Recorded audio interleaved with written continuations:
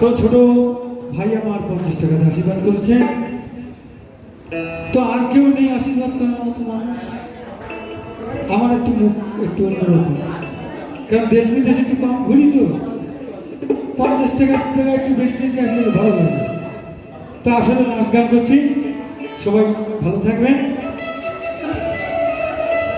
সুখে থেকো, ভালো থেকো সবে,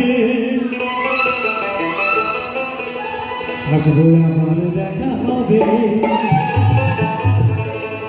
এখন আমরা চলে যাই।